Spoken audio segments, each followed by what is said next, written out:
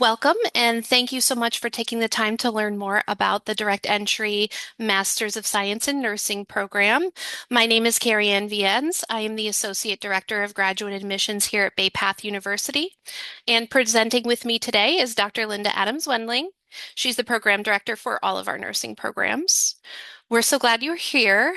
Whether you're just beginning to explore options or you're ready to take the next step, we hope this information session gives you everything you need to make the best decision for your future. So let's get started. This is myself, Carrie Ann Viennes, and Dr. Linda Adams-Wendling, just so that you can put a face to any of the emails that you might receive. Let's see. And here's a look at what we'll be covering today. We'll start with a brief overview of Bay Path University and then walk you through the admissions requirements for the direct entry MSN, followed by a closer look at the program itself.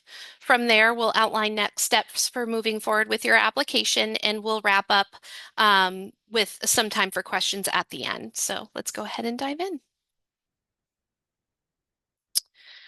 Before we get into details on the program, we'd like to share a little bit about who we are at Bay Path University. Our vision is at the heart of everything we do, and it's something we truly believe in, that every learner's dream for a better career, a richer life, and a brighter future will be realized. This vision drives the way we design our programs, support our students, and show up for our community every single day. We hope that as you learn about the direct entry MSN today, you'll see exactly how that vision comes to life. Now, let's talk about what makes the direct entry MSN at Bay Path stand out. What we like to call the Bay Path Advantage. First, there are no prerequisites required, and we welcome applicants with a bachelor's degree in any field other than nursing. So whether you've studied biology, psychology, business, or anything else, you are absolutely welcome to apply. Let's see. And then all of your didactic and theory coursework is fully online, giving you the flexibility to balance your studies with your life. We also consider transfer of credit, which may help you get to the finish line even sooner. Speaking of which, you would earn your RN in just 2 years. And when you're ready to continue your education, we have pathways in place to support that journey as well. And finally, something that we're really proud of, your pre-licensure credits are priced at the undergraduate rate, making this accessible and an affordable path to a nursing career. And I will hand things over to Dr. Linda to discuss the curriculum with you. Dr. Linda? Well, good afternoon. And again, my name is Dr. Linda Adams-Wendling, and I serve as the Chief Nurse Administrator here at Bay Path University, overseeing, as Carrie had shared, all of our nursing programs. So today we're here to visit about the curriculum associated with the direct entry MSN. So one of the things I want to share, first of all, about this curriculum is the curriculum is for individuals who enter the program who do not have a nursing degree, but have a bachelor's degree in another discipline. So when we look at the curriculum itself, you can look at the curriculum from a perspective of not being a nurse and entering this degree plan to become a nurse. And so the plan actually over the first 58 credit hours provides you the competencies necessary to sit for the national licensure exam known as NCLEX RN. So the first semester really focuses on some sciences that are necessary, and you'll notice those sciences are actually what are known as NUR courses. So that means they're actually nursing courses. So if you have had a previous microbiology, A&P, or nutrition course, we will take a look at those, but we need to make sure that those are actually applied sciences, meaning that they're applying what we call a program known as Assessment Technology Institute. So they're actually applying those sciences to nursing. So again, if you'd like to consider transferring credits in, you will need your syllabus as well as the actual content of the course actually sent to me for review. So wanted to share that. Again, there are no prerequisites for this program. So again, as you begin that first semester, you're entering all of those different sciences, microbiology, anatomy and physiology, nutrition, and then concepts for nursing. Now, again, this plan is based on full-time enrollment, but you may also consider part-time. Second semester focuses on really what I call the nuts and bolts of nursing. So you learn foundations of nursing practice, which includes a lab. And again, most of our labs and practicums will average around 12 hours per week in the clinical setting. That may be a laboratory clinical setting, or it may actually be in a hospital or a clinic. Those schedules are determined based on the cohort that you enter with as far as days of the week and locations. And so again, that will depend on that admission cohort. Health assessment also has a lab routinely that will occur at midterm and for the final. And then pathophysiology does not have a lab. When you think of that first semester, we do have labs that are online incorporated into some of those science courses. When you move into the third semester, we are focusing on really learning about the different areas of nursing. So in your second semester, you have learned the technical skills necessary of health assessment and foundations, which when you think about foundations, you're thinking about things like how do I give an injection? How do I put in a Foley catheter? Those kinds of things. So in the third semester, you're actually in a hospital setting, learning how to apply all of those skills. As we move into the fourth semester, we are continuing to gain skills and competencies in the other areas of nursing, such as behavioral health and complex care, which is really critical care and really care of the elderly. You also will receive a course in pharmacology during this semester. And again, that supports all of the overall practice that you have learned to date. Again, I do want to preface that as you go through this curriculum, it's very important that you complete the courses basically in order to build on your competencies and your knowledge. Your last semester of the first 58 credit hours before sitting for the RN NCLEX exam, you will complete a practicum, a capstone practicum, where you are aligned with a preceptor in a healthcare organization and basically are practicing as a registered nurse.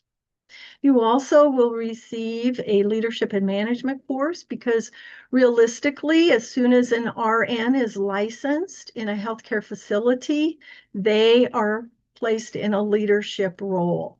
So they will lead the healthcare team. You also will receive a course known as Role Transition and Strategies for NCLEX Success. Embedded within this 2 credit hour course is a review course for the NCLEX exam. You will then, after finishing the 58 credit hours, you will sit for the NCLEX exam. Once that occurs and you have passed the exam, then, and you are a registered nurse, you will finish up what is known as the post-licensure component of the curriculum. In the post-licensure curriculum, again, in the sixth semester, as evidenced by the screen here, you will take an advanced patho course, an advanced pharmacology course. You will also, as you move into the remaining semesters, you will also take an advanced assessment course, and you will learn about utilization of research and evidence-based practice in your advanced role as a master's prepared registered nurse. You will also learn about the advanced theories in nursing, You will take a course in biostats and epidemiology. You will also then move into the actual, what I call specialty courses related to this master's degree. You will learn about nursing administration skills. Then you will move on in the next semester to learn about educational curriculum development, excuse me, and program evaluation, as well as teaching strategies. And your last semester, you will actually apply all of this knowledge that you have gained in two different residencies, one in nursing administration and one in nursing education. The wonderful piece of this degree is you can move through um, from not being a registered nurse all the way through to attain your licensure and enter the profession of nursing with a Master of Science in Nursing in the same time frame that it would really take you 4 years to get a bachelor's degree in nursing. Great. Thank you so much, Dr. Linda. Let's see. And moving on, one of the things that we love about the direct entry MSN at BayPath is that it's truly just the beginning of your journey. Your future doesn't stop with an MSN. For graduates who want to continue advancing their education and careers, we do offer a postmaster's Doctor of Nursing practice, also known as a DNP program. Whether or not you choose to pursue an APRN track, we have a pathway designed for you. So as you think about your long-term goals in nursing, know that BayPath is here to support you every step of the way, from your very first course all the way through to your doctorate. Now let's walk you through the steps to apply for fall 2026. The application process has two parts, so we want to make sure that you have a clear picture of what to do and what to expect. Step one is to apply to BayPath University. So the fall 2026 direct entry MSN admissions application opened on January 26th and will remain open until June 16th. Applications are reviewed on a rolling basis as they become complete, and you will typically expect a conditional admissions decision within 5 to 7 business days of all those materials being received. Then step two comes after you've received your conditional acceptance. At that point, you'll receive a separate direct entry MSN nursing program application that would be located in your conditional acceptance email. The nursing program application must be completed by June 30th, 2026, and final admissions decisions will be released on August 1st. We really encourage you not to wait. Applications are reviewed as they come in for the first portion, so the sooner you apply, the sooner you will hear back from us. Before we get to questions, we just want to make sure you know exactly who to reach out to after today and viewing the session. If you have questions specifically about the nursing program, you're welcome to contact Dr. Linda. This is her contact information. And for anything related to admissions, whether it's your application, required materials, or next steps, please don't hesitate to reach out to me, Carrie Ann Viens, and this is my info here. We're both here to support you, and we truly want to make this process as smooth as we can for you.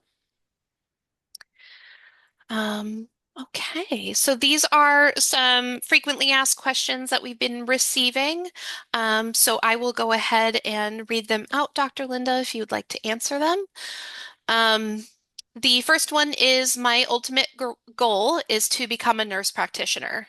Is the DE-MSN an appropriate pathway to reach that goal?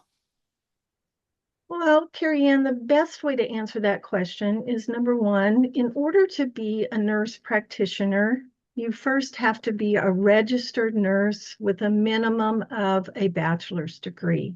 Mhm. So, yes, the direct entry MSN would achieve the goal of becoming a registered nurse with the credential of a master's degree, which would meet the necessary requirements to become a nurse practitioner. Great. And beyond GPA, what makes an applicant competitive? Well, again, as you know, with the application itself, we do ask for an essay. So we're looking at different experiences as it relates to healthcare and really why individuals want to be a registered nurse. Okay.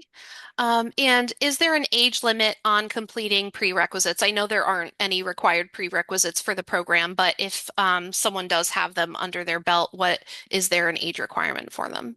Yeah, I think again, the clarifying piece is there are no prerequisites.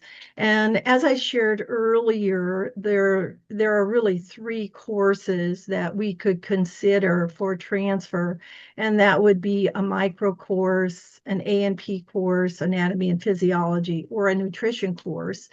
And again, there's no timeline on those, but again, they would have to be applied sciences that actually incorporate assessment technology institute types of application. Great. If I've another prerequisite question, if I've completed a prerequisite coursework or transfer credits accepted, even though prerequisites aren't required. So I think you kind of answered that question earlier, but it sounds like they are as long as you have all the information you need to determine if they're transferable and if they meet the requirements. Right. And again, I just want to preface, so there are no prerequisites for Yep. this program that have to be completed. And as outlined on our pre-licensure sequence of our curriculum that is on the website, it's very clear there are three courses that would be considered. Now, one of the things we won't be reviewing transcripts for prerequisite quote, quote types of courses or courses completed prior to entry until someone is actually admitted to the program. Okay. And this is another question I believe we kind of answered earlier, but are online classes synchronous or asynchronous? So the didactic work is asynchronous. Yes, the didactic work is asynchronous, which is the actual classroom component of that. That means that there's no specific days or times that one would be meeting with a professor. Now, the clinical and lab or practicum courses, obviously, those are face to face with an instructor in those particular areas. And are exams proctored? Exams are proctored from a perspective of when we give Assessment Technology Institute exams, those are proctored by a professor and those are arranged with the students.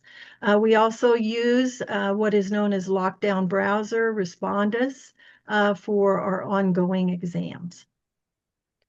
Okay. And what is the typical course structure? So is it set up like discussions, assignments, and exams, or?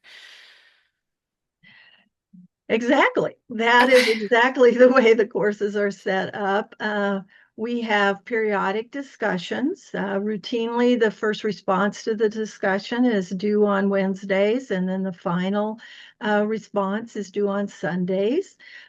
Different assignments, and those are all application types of assignments. You've heard me mention Assessment Technology Institute several times. That's a product that we use that is evidence-based and it really immerses the student in the types of questions and application assignments that prepare them for the National Council licensure exam for registered nurses. Specifically, as I speak to the pre-licensure component of this curriculum. And of course, exams. We have quizzes every week. We have exams at the midterm and for a final. Great. And how many hours per week are typically dedicated to labs and clinicals?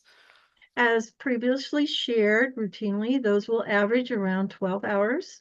Again, those practicums can be on weekends or they may be in what we call seminars. So, for instance, the Foundations of Caregiving or Foundations of Nursing course, excuse me, the lab for that is clustered over 4 to 5 different weekends. Where students come into the laboratory at that time to complete their competencies and what we call clinical checkoffs. As far as the practicum courses, that really varies on days of the week based on availability of the clinical sites.